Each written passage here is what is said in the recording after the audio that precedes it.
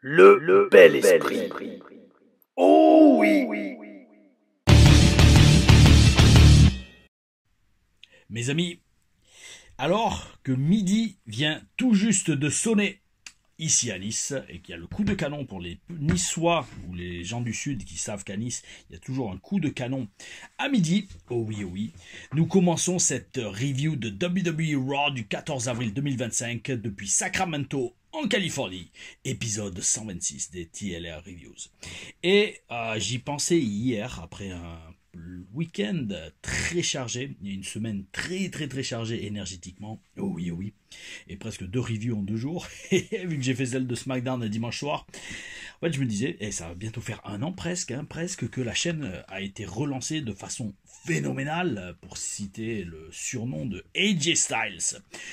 Ouais, on a repris ça en juillet 2024. Et donc, quand on calcule août, septembre, octobre, novembre, décembre, janvier, février, mars, avril, 9 mois. 9 mois de review non-stop, avoir loupé quasiment, je pense, quasiment aucun Raw, aucun SmackDown, aucun pay-per-view. Oh oui, bel esprit. Et on continue. J'avais dit peut-être après WrestleMania, je ferai une pause dans les reviews. Je pense pas que ça va être le cas. Je pense pas que ça va être le cas parce que déjà les reviews c'est vraiment ce qui fait vivre, on va dire, régulièrement la chaîne. Il y en a 2 ou 3 par semaine. Et les TLR Stories, je mets tellement de boulot dedans que je peux pas en sortir trop régulièrement. Alors oui, celles sur Impact, je les avais filmées en 2 jours toutes. C'est des commentaires de match. Donc il suffit de mettre le match en lecture, de se filmer et de réagir. Donc ça c'est pas trop un problème. Mais les TLR Stories un peu plus travaillées, notamment celles que je vais de me débrouiller pour faire le montage juste après et demain pour essayer de la poster demain. Backstage à WrestleMania 30, une TLR Stories où je vous explique mon expérience et je vous détaille en détail. Je vous explique en détail mon expérience à WWE Access 2014 et WrestleMania 30, expérience backstage, oh oui, incroyable. C'était le WrestleMania où l'Undertaker a eu sa série de victoires à WrestleMania qui a pris fin aux mains contre Brock Lesnar. Je ne sais pas si on doit toujours dire son nom parce qu'apparemment ils l'ont supprimé de l'histoire de WrestleMania, et à croire que peut-être dans le procès il va morfler un peu plus que ce qu'on pensait dans les procès impliquant Vince McMahon. Ensuite, il y avait eu aussi la victoire de Daniel Bryan Danielson, enfin le titre mondial à WrestleMania 30, et tout ça on en parlera en détail parce que je l'ai vécu. Oui, dans la salle, et dans la salle d'ailleurs, dans la salle avec les fans. J'étais juste à côté de l'entrée et je vous expliquerai tout dans la TLR Stories que je vais me débrouiller pour sortir soit demain, soit vendredi. TLR Stories backstage à WrestleMania 30. En attendant, pas 30, mais 30. En attendant, mes amis, on a eu Raw, le dernier Raw avant Mania, parce que c'est la semaine de WrestleMania, et qui dit donc semaine de WrestleMania dit beaucoup de vidéos. Et ça commence avec cette hier, il y a eu TLRAM, un autre gros match contre Miseria. Je sais, il y en a plein des matchs avec Miseria, et franchement, je vais pas vous mentir, je crois qu'il y en a encore un ou deux qui arrivent, que j'ai déjà filmé. Oh oui. Et donc TLRAM posté hier en fin d'après-midi, 17h30, toujours pareil, de gros retours très positifs sur mon podcast avec Talk and Catch. D'ailleurs, on en reparlera dans cette review de Raw, et avec un ou 2 passages, je crois, où j'y fais allusion. Et donc là, on commence avec la review de Raw. Et donc, mes amis, Raw commence avec une in-ring promo de Gunther. Alors là, tout de suite, ça part en live. Pourquoi? Parce que Gunther est frustré. Frustrated, comme ils disent en anglais. Un des meilleurs catcheurs du monde est frustré envers Jey Uso. Jey Uso, alors, moi, personnellement, je l'aime beaucoup. J'aime beaucoup sa connexion avec la foule. Mais sur papier, c'est qui Jey Uso? C'est un ancien catcheur par équipe qui, il y a encore quelques mois, perdait tous ses gros matchs. Et d'ailleurs, comme le dit Gunther, il a déjà battu 3 fois Jay en match simple. Et là, tout d'un coup, on essaie de nous vendre un Gunther en mode frustré, inquiet, et ça passe pas. Ça passe pas. Parce que même s'il essaye, il essaye vraiment beaucoup, Gunther, de cette promo, d'avoir l'air inquiet et frustré, ça passe pas. Et je vais vous dire, moi, maintenant j'ai analysé beaucoup ce Raw, croyez-moi, mes amis. De toute façon, vous vous en rendez compte. Tout le monde s'en rend compte. Aussi bien vous, les fans qui participez sur la chaîne, que les catcheurs sur les shows qui regardent les reviews et qui me disent, mec, dans tes reviews, t'analyses tellement le truc que tu changes ma façon de voir le business. Là, en fait, je vais vous expliquer pourquoi ça passe pas, enfin, à mes yeux, mais je pense que vous serez d'accord avec moi. Pourquoi Gunther en mode frustré ou inquiet envers Jey Uso, ça passe pas. Il y a deux possibilités. Soit c'est son jeu d'acteur qui connecte pas avec cette vibe, et pour être un bon acteur, surtout pour jouer des émotions et des séquences que vous n'avez pas l'habitude de jouer en tant qu'acteur, il faut aller chercher au fond de vous et dans votre vécu des périodes de votre vie où vous avez été dans la situation que vous essayez d'illustrer à l'écran. Alors, est-ce que Gunther n'a jamais vraiment été inquiet ou frustré dans sa vie? Je sais pas, mais en tout cas, il n'a pas réussi, je trouve, à aller chercher cette émotion, en tout cas l'authenticité de cette émotion dans ce segment micro, j'y ai pas cru. J'y ai pas cru à Gunther inquiet ou frustré. On voyait que c'était forcé. Ou alors, comment dire, j'allais dire, c'est pas dû à Gunther, le fait qu'on n'y croit pas, c'est dû au fait qu'en fait, depuis des années, le mec, il est booké comme un tueur. Il est booké comme un tueur et on est supposé croire qu'en un mois et demi, le mec, il a commencé à avoir peur d'un gars qu'il a battu toute sa vie jusqu'à présent et que jusqu'à présent, le mec, tout le monde lui balance à la gueule, le mec, t'es juste un catcheur en équipe qui essaie de faire carrière solo et ça passe pas. Il y a quelque chose qui cloche. Il y a quelque chose qui cloche et c'est la construction de ce match, vu qu'on y arrive, vu que c'est ce week-end, a laissé énormément à désirer et ça aurait été vraiment bien s'ils avaient fait le booking de la télé booking numéro 1. Oh oui, oh oui. Comment booker Jey Uso jusqu'à Mania. Mais bon, ils l'ont pas fait. Après ça, mes amis, nous avons un singles match. Enfin bref, alors tout ça pour dire, le match va sûrement être très bien. La foule va être impliquée à fond. Et mais voilà, c'était malheureusement, je pense qu'ils se sont un peu loupés sur le booking de cette storyline qui deviendra très rapidement oubliable. Ensuite, on a un singles match entre Liv Morgan et Bayley. La prêtresse des serpillères doit vraiment gagner ce match. Bayley doit vraiment remporter ce match pour que les fans aient un semblant d'intérêt pour son match à WrestleMania pour le titre par équipe, en équipe avec Lyra Valkyria contre Liv Morgan et Raquel Rodriguez. Et heureusement pour Bayley, elle arrive à gagner ce match, mes amis. Maintenant, le truc c'est, on va pas se voir la face. Ce match, pareil, booké à la va-vite au dernier moment, je pense, pour justifier le salaire de Bayley qui doit être très élevé, celui de Liv Morgan aussi. Il fallait les mettre sur la carte à WrestleMania, sinon vous n'allez pas les payer à rien faire. Mais pour booker un truc comme ça à la va-vite, ouais, bof. Franchement bof, parce que bon, il y a deux. Si Bayley et Lyra gagnent les titres par équipe, de champion par équipe, ben en fait, c'est contre-productif parce que c'est doublement déféqué sur le titre intercontinental féminin qu'on a créé il y a quelques mois en pompe and circonstance, en phare et en pompe et en phare, ou en phare et en pompe, je sais pas comment on dit. Et au final, on le voit jamais défendu. Et maintenant, la meuf, la championne intercontinentale, est dans un match pour le titre par équipe à Mania. C'est là aussi booking. Bah. Après, c'est pas une critique en mode ouais, c'est de la merde, c'est tous des pourris. Non, moi, je suis pas comme ça. Mais quand on est passionné et quand on est vraiment impliqué émotionnellement dans ce qui se passe, ce qui est le cas, comme je vous le dis, après 126 épisodes de télé reviews et d'analyse de show. Je suis sûr qu'ils auraient pu mieux faire, d'autant plus que ces gens-là sont payés à faire ça, mes amis. Et quand on est payé à faire quelque chose, autant le faire à 100% et du mieux qu'on peut. Et je sais que ce booking de ce match n'est pas optimal. Ils n'ont pas fait du mieux qu'ils pouvaient en bookant Bayley comme ça. Ou Liv Morgan, ou Raquel Rodriguez. Enfin, Raquel Rodriguez est beaucoup moins de potentiel que Liv Morgan, ou Bayley, ou Lyra Valkyria. Mais c'est comme ça, mes amis. On verra ça ce week-end. On verra comment le match sort ce week-end. Singles match entre Rey Mysterio Jr. et Julius Creed. Alors, en voyant ce match, je me dis, mais est-ce qu'on va voir El Grande Americano? Ah oui, oui. L'adversaire de Rey Mysterio, je comprends pas pourquoi il n'est pas déjà au bord du ring. Et donc, tout le monde est renvoyé au vestiaire après quelques interventions par l'arbitre. Justement, donc, comme je vous le dis, je me demandais si on allait voir le café américain grand. Oh oui, oui. Julius Creed est incroyable dans sa condition physique. Hein. Entre les saltos arrière, les souplesses maintenues en marchant les escaliers. Yo.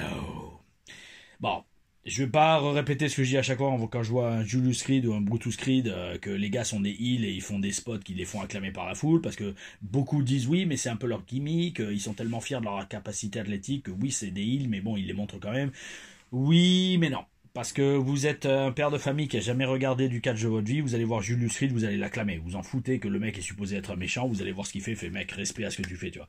Et ça, tout de suite, ça te déconnecte de la vibe vraiment, franchement, heel. À moins qu'un jour il se retourne contre Chad Gable, ce qui risque d'arriver, mais bon, ça sera un réchauffé de Alpha Academy. Et donc, c'est ce que je dis dans la review de SmackDown. Quand vous voyez ce match, si vous avez prêté attention, et si vous regardez la review de SmackDown qui est sortie au dernier moment, mais qui va sûrement dépasser les 1000 vues, donc bel esprit, merci à vous les amis. Oula, ça s'est assombri d'un coup la lumière du jour. Donc, un bon voltigeur a besoin d'un bon porteur pour bien briller. Et là, c'est ce qu'on voit dans ce match avec Julius Creed, et c'est ce qu'on voit littéralement physiquement. Julius Creed, à un moment, il se met dans les prises tout seul. Mais il attrape Rey Mysterio, il le jette en l'air, et Rey Mysterio sort un DDT, mais c'est Julius Creed qui fait tout le boulot. Vous savez, moi, je partage, alors, je vais vous parler franchement, là, ça, j'ai pas prévu de le dire dans la review. Je partage pas énormément de secrets vraiment d'insiders, parce que je me dis, bon, ça, c'est quand t'apprends le catch, ou quand tu viens à des stages que t'apprends ça. Mais en fait, j'ai vu Triple H, là, sur le podcast Flagrant de Dave Schultz, ou comment il s'appelle, Schulz, Andrew Schulz, Andrew Schulz, je crois. Grand humoriste, pote avec Joe Rogan.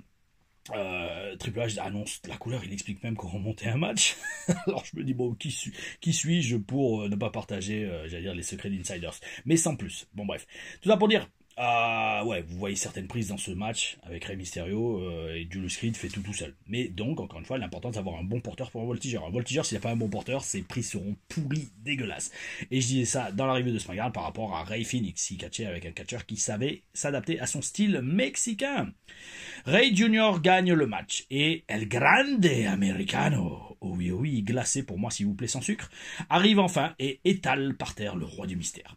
Je ne comprends pas pourquoi leur match à WrestleMania n'est pas un match masque contre masque. Expliquez-moi. Parce que masque contre masque, ça aurait donné de l'enjeu si Rey Mysterio perdait pour enfin continuer sa carrière sans le masque, et après je me disais peut-être il garde ça pour Backlash, mais même pas, parce que Backlash, alors si ça avait eu lieu au Mexique, ça serait énorme, un Backlash Mexico, bel esprit, un match masque contre masque, tu le fous en main event, surtout avec Rey Mysterio, mais et El Grande Americano qui aurait été un heel de ouf au Mexique, mais non en fait Backlash était à Saint-Louis, dans le Missouri, donc aucun intérêt.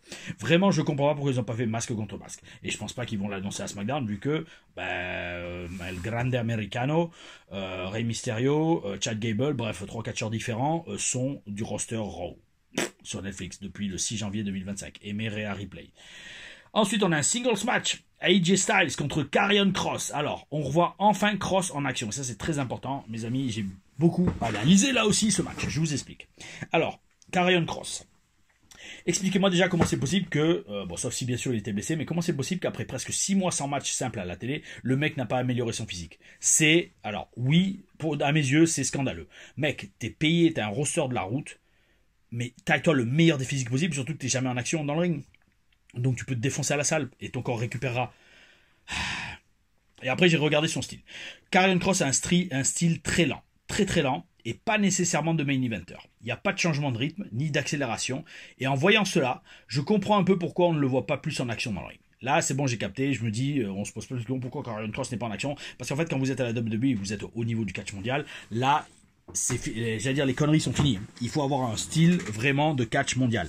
Et là, Karrion Kross, il m'a montré, pas à moi spécifiquement, mais j'ai vu que, oui, les officiels, il n'a pas un style de catch que les officiels veulent mettre régulièrement à la télé. Et là, maintenant, j'ai compris pourquoi. Parce que je vous dis, c'est très monotone. Alors oui, certains vont dire, oui, mais il prend son temps, c'est quand même main eventer. Oui, mais prendre son temps, ça veut pas dire aller lentement. Comprenez ce que je dis. Et c'est très important. Prendre son temps, ça veut pas dire aller lentement. Et ça va peut-être être le titre de la review.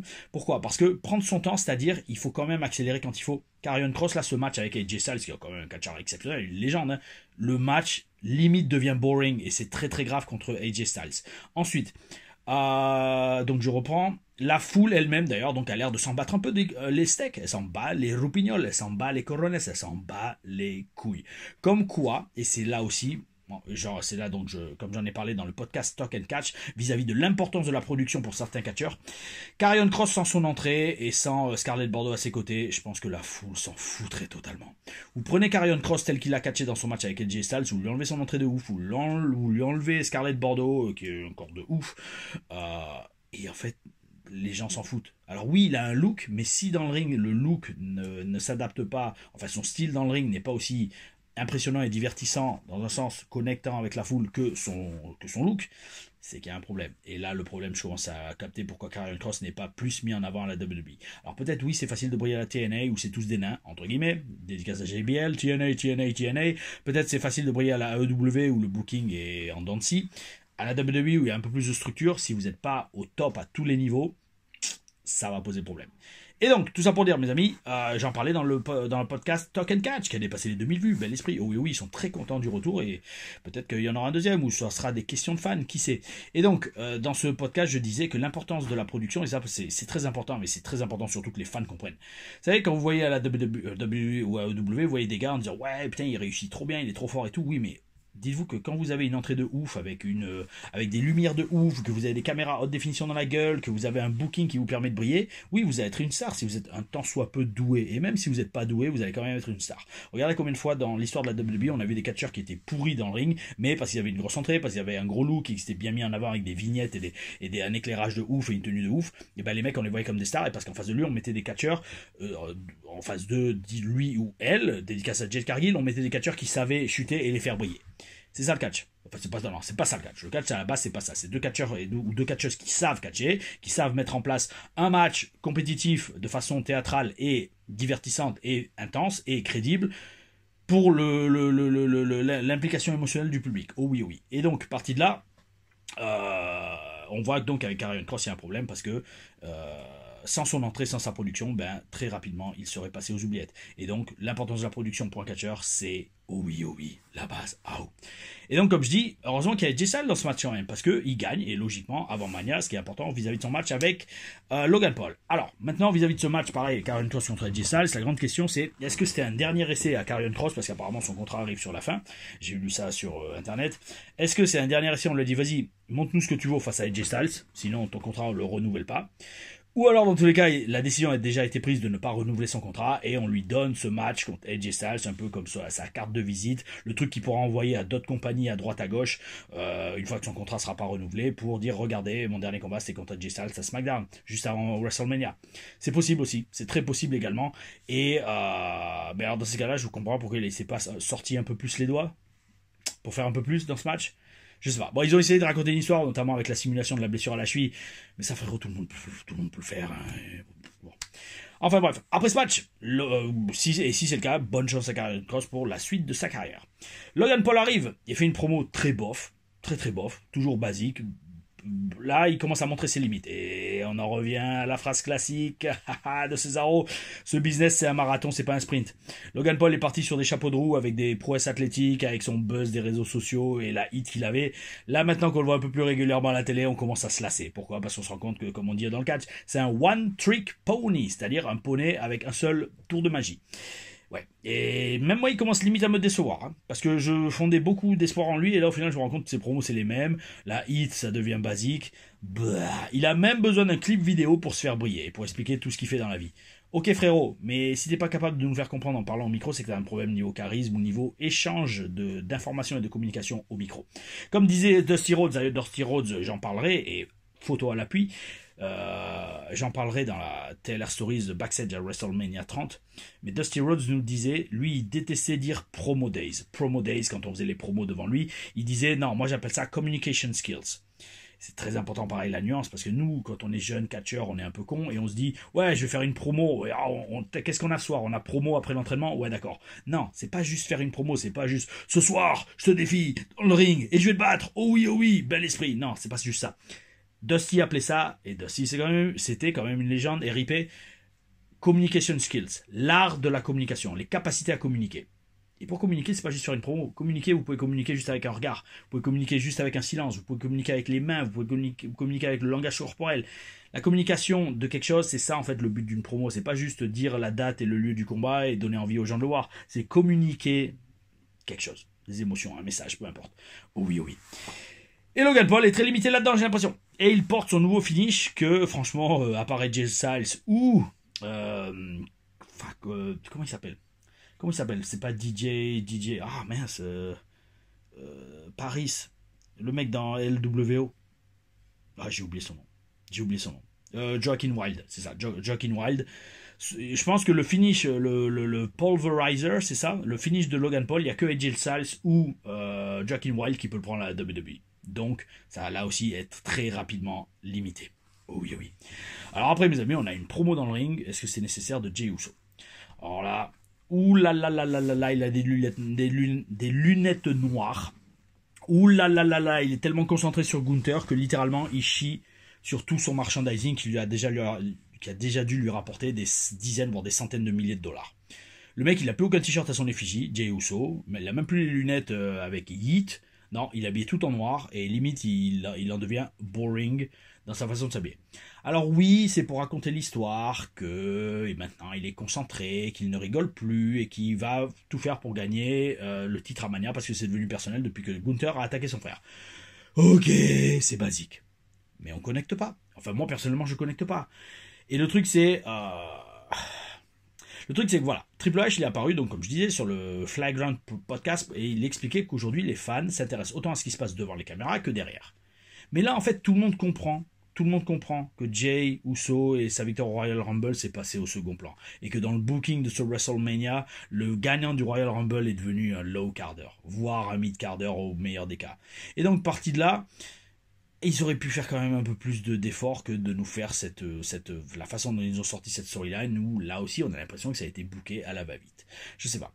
Et en fait, autant Jey il a commencé à se trouver dans cette vibe solo, mais là aussi, niveau analyse mes amis, je sais pas si d'autres personnes le disent sur internet, mais son booking, surtout en tant que main event Jey Uso et en tant que babyface, je suis désolé mes amis, mais repose un peu trop sur son thème d'entrée en fait. Franchement, hein. Essayez d'imaginer Jey Uso sans son thème d'entrée, sa musique d'entrée et son entrée tout court. Franchement, il reste quoi? Bon, sa catchphrase, hit, ok. Quoi d'autre? Pas grand-chose. Pas grand-chose. Et c'est très grave. C'est très grave parce que si le mec c'est juste une entrée, demain vous allez avoir Jey Uso numéro 2, vous lui mettez le même thème d'entrée, vous l'habillez pareil, la même gueule, et ça passera limite crème. Je sais que c'est hardcore de dire ça, j'abuse, mais c'est pour que vous compreniez l'idée.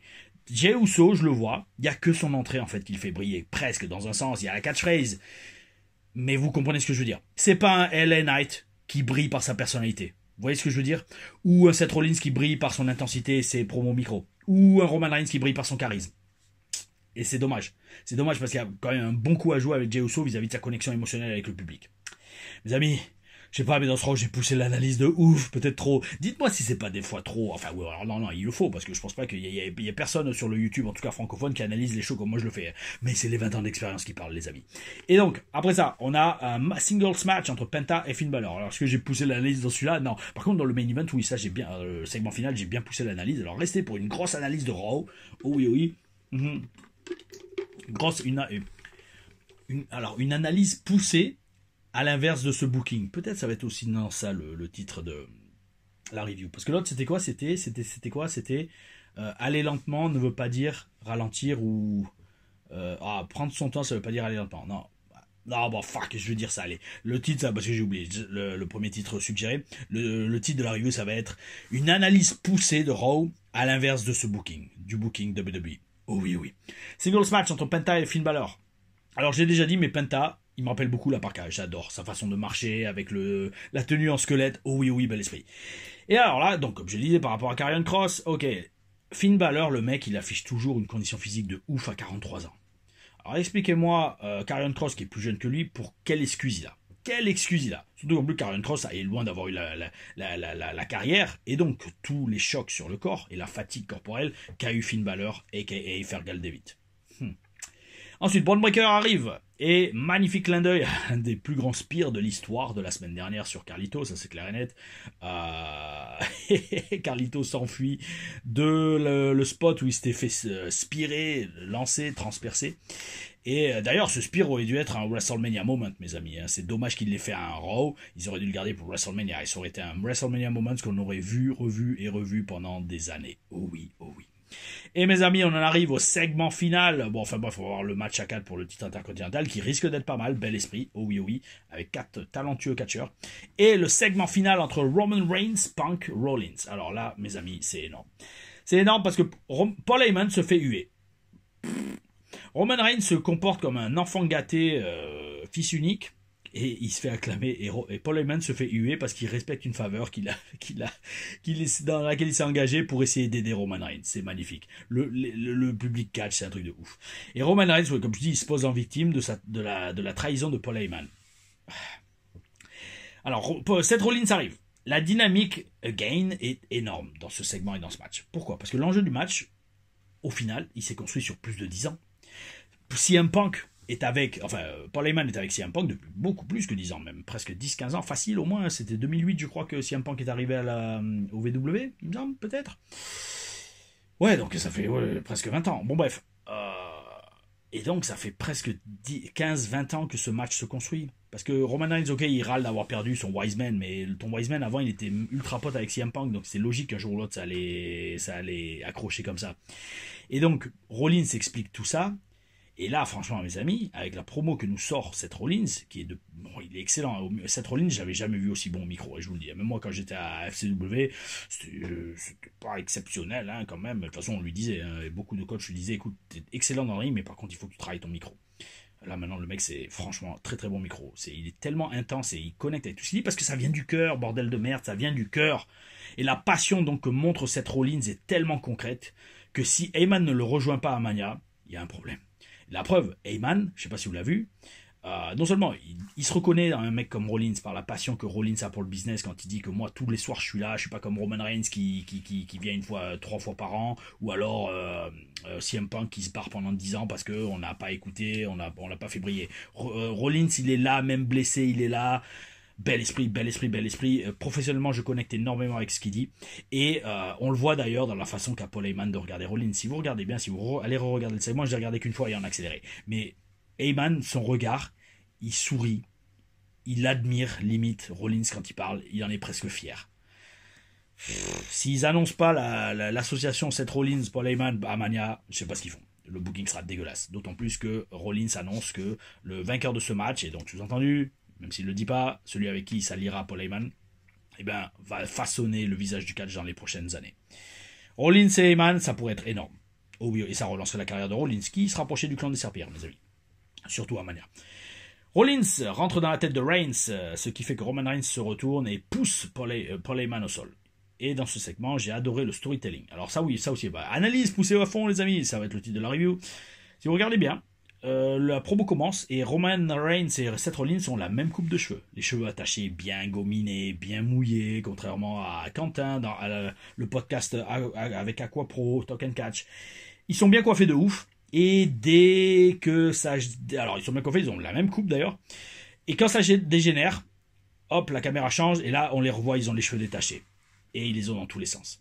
Mes amis, storytelling par l'apparence, j'adore, j'avais jamais fait gaffe à ce genre de détails, et ben là oui, dans cet épisode de Raw dont l'analyse est très poussée, j'y ai fait gaffe. Et Raw se termine sur un Paul Heyman abasourdi, terrifié et presque en admiration devant Seth Rollins, qui a étalé ses 2 adversaires de WrestleMania. WrestleMania qui aura le samedi et dimanche, mes amis. Samedi, je serai en catch à Dreux, oh oui, ça va le faire, un match à 6 qui a été annoncé hier.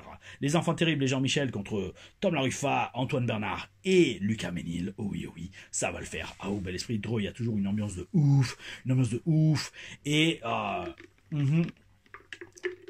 donc samedi soir, je pourrais peut-être pas faire Raw en direct, ou Mania en direct, peut-être, si je suis à l'hôtel, si je suis rentré, ça va être quoi, peut-être à 1h du mat, et on verra, mes amis, on verra. Guettez la chaîne YouTube, mes amis, abonnez-vous, likez, partagez, mettez la petite cloche, parce que peut-être, si je peux, je ferai la review live de Raw, de Mania Night 1 en direct sur YouTube. Et on fera la deuxième sûr et certain de dimanche à lundi. Ça sera 1h du mat, j'ai regardé en France. On la fera en direct sur YouTube. Un live YouTube, mes amis, pour les 2 nuits de WrestleMania. D'ici là, il y aura normalement Taylor Stories Backstage. Pas normalement, je vais me débrouiller pour. Backstage Stories, oui. Taylor Stories sur Backstage à WrestleMania 30. Ah, ou bel esprit. Et review de SmackDown. Et bien, sûrement samedi matin, même si ça va être chaud parce que je travaille. Je travaille, je voyage pour monter à Dreux. Ouh. Chargé, mes amis, mais toujours avec le bel esprit. Et en parlant de bel esprit, mes amis, vos commentaires sont toujours très bel esprit. Et la question de la vidéo, c'est de... un pseudo que j'ai jamais vu. Swick, oui, 6369. Bel esprit, plus compliqué ton pseudo, mais amigo, la prochaine fois, s'il te plaît. Alors, tu me dis... Bonjour Tom Laruffa, super review, je te suis depuis la première review, quelle aventure. Eh ben merci à toi, franchement merci. Si tu as regardé toutes les reviews et que tu es là depuis le début, bel esprit, dédicace et je suis très content de répondre à ta question. Je voudrais te poser une question. Je viens de terminer une vidéo dans laquelle on t'interviewe chez Biomécanique, oui c'est vrai. À un moment donné, tu évoques la disparition assez suspecte du créateur du test PCR. Juste avant d'avoir fait une révélation concernant ce test qui était de ne pas l'effectuer sur un patient test, etc. Oui c'est vrai. Bougez pas, je vais retrouver le nom du créateur du test PCR. C'était Culis, je crois, Culis quelque chose. Alors, test PCR Inventor. Carrie Mullis, voilà, Carrie Mullis, hop, vous voyez, là, je sais pas si vous voyez, non, vous voyez pas, parce que c'est trop sombre. Carrie Mullis, c'est lui qui a inventé le test PCR, et il a toujours dit dans ses interviews, n'utilisez pas ma création, pour laquelle il a eu, je crois, le prix Nobel, si je dis pas de bêtises. Voilà, c'est ça, 1993, prix Nobel de chimie avec Michael Smith, pour avoir inventé le Polymerase Chain Reaction, PCR. Technique. Et ce mec-là qui a inventé ça et qui a eu le prix Nobel pour ça a toujours dit n'utilisez jamais mon test pour faire des tests patients. Par contre, il y a 5 ans, il y a eu une maladie où la seule façon de savoir si vous l'aviez, c'est de faire ce test, dont le créateur a dit n'utilisez pas ça pour savoir si quelqu'un est malade. Allez vous poser des questions pour savoir si on nous a pas menti. Pour ne pas dire d'autre chose, pour ne pas que cette vidéo soit shadowban et que la chaîne non plus. Oui. Bon, c'est pour dire, je voudrais avoir ton point de vue concernant la disparition de l'Ultimate Warrior juste au lendemain de son intervention lors de Raw After WrestleMania. Je ne connais pas trop le sujet, je la pose juste par curiosité. En tout cas, merci beaucoup pour tes vidéos et continue comme ça, force et honneur. Force et honneur à toi, amigo, aussi. Et alors, je vais te parler franchement, on va regarder. Bon, déjà, je pense pas que le Warrior soit parti à cause d'un certain traitement expérimental que on a forcé certaines personnes à prendre pour pouvoir voyager et qui en a enlevé beaucoup de nous. Avec des problèmes de cœur. Ensuite, Ultimate Warrior. Je vais voir un peu la date. Je crois que c'était en 2015, il me semble, hein, parce que c'était pas le Mania. Ou alors c'était en 2014 peut-être, je sais plus. Alors, faut voir. Il est mort quand, Ultimate Warrior? 8 avril. Et ben ouais, c'était à WrestleMania 30. Alors, waouh, vous savez quoi? Bah oui, parce qu'en plus, je suis bête, je l'avais croisé dans les vestiaires, mais très rapidement. Waouh! Et ben dis donc.